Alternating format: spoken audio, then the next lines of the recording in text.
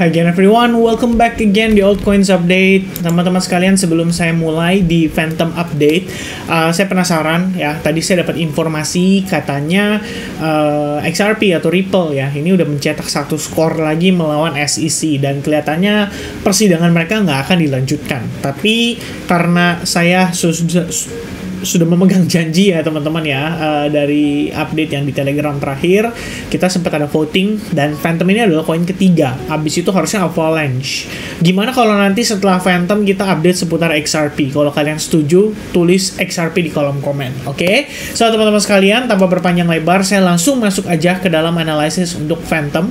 Jadi kalau kita lihat pergerakan dari Bitcoin dulu ya. Kalau sebenarnya Bitcoin kan ini udah nanjak nih sekitar 2,7%-an sejak market open hari ini, dan sepertinya saya sudah jelaskan juga sedikit banyak ada impact dari Jerome Powell yang semalam ngasih statement cukup jelas soal ada possibility untuk tidak menaikkan suku bunga pada November mendatang. Jadi ibaratnya price ini ya, orang-orang udah mencoba menerka-nerka bahwa GP atau Jerome Powell tidak akan naikin suku bunga pada pertemuan November mendatang. Jadi istilahnya udah bullish dari sekarang. Nah teman-teman, kalau kita lihat lagi pergerakannya daripada si Phantom, ini sebenarnya masih dengan chart yang sama dari beberapa waktu lalu saya share seputar Phantom ya.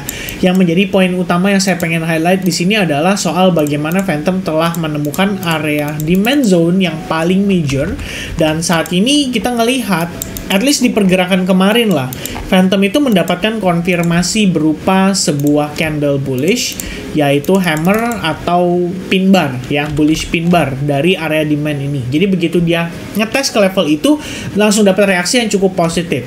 Ya sebenarnya sih bisa dikatakan bahwa ini merupakan bagian dari indikasi reversal lah ya.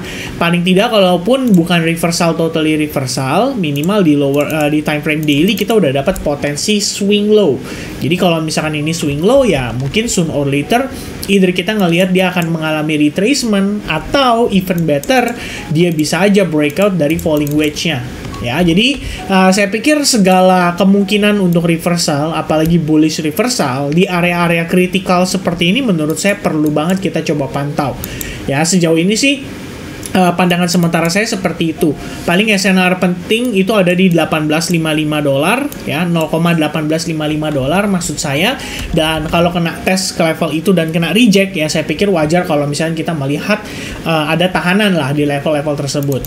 Nah, sebenarnya kalau untuk lower time frame, tadi saya sempat share idea ya. Idea ini sebenarnya lebih kepada untuk sell short, merespon bagaimana reaksi Phantom atas Fibonacci 61,8% dari swing sebelumnya, which is ini adalah swing high dan di sini adalah swing low. Kalau kalian gunakan Fibonacci retracement pada time frame 4 jam, kita bisa lihat bahwa retracementnya itu sebenarnya sudah sampai ke 0,618 alias golden ratio.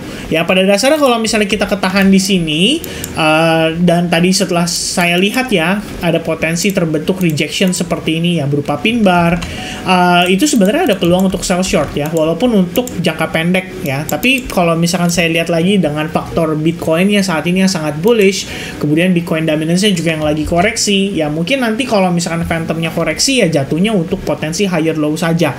Jadi kalau misalkan tadi sell short ya mungkin boleh di-consider untuk taking profit sesegera mungkin ya, by the time kita ngeliat profitnya udah cukup lumayan ya. Itu mungkin sebenarnya adalah satu buah habit yang tentu saja tidak bisa diterapkan terus-menerus. Akan tetapi kita aware dengan potensi Bitcoin yang masih bisa naik lagi bahkan di atas 30.000, jadi kita harus pertimbangkan untuk melakukan itu.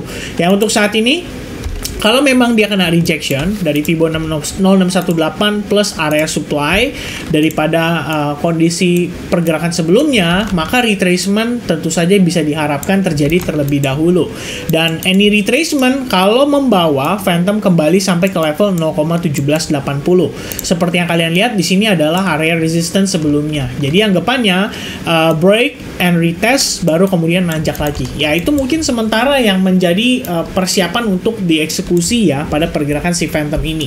Kalau misalnya lihat dari time frame 4 jam sih, teman-teman kalau ingat ya, di sini sebelumnya sempat terbentuk trend line nih ya, setelah dia berhasil breakout, retest, naik lagi, retest lagi, dan sekarang naik lagi ya. Kalau misalkan memang dia siap untuk bullish, ya minimal dia harus tembus lah dari trend line ini atau resistance di 0,1850-an.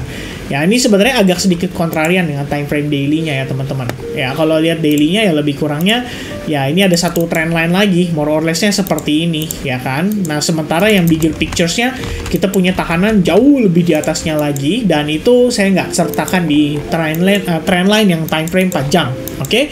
Nah, untuk saat ini dengan dia terbentuk bisa dibilang market structure shift ya, kita ngelihatnya ini adalah proses reversal yang dibutuhkan untuk tahapan awal.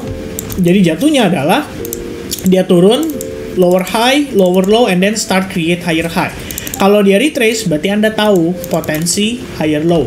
Ya, saya nggak tahu terus terang dia pullback-nya bisa sampai mana. Ya, kita bisa menentukan mungkin dari exponential moving average 21.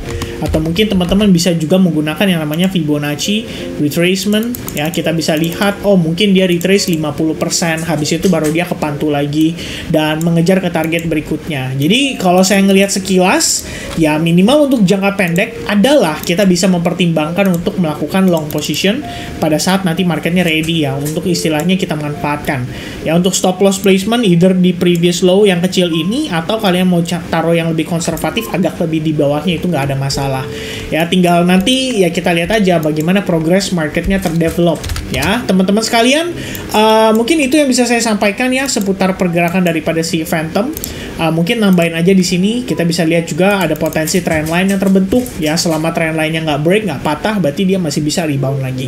Alright, so it's a very quick update. Mudah-mudahan informasi ini bisa bermanfaat buat teman-teman. Kalau misalkan kalian interested dengan XRP untuk saya create videonya, please type XRP di kolom komen dan kita akan update kembali XRP pada nanti malam. Thank you guys and have a nice weekend.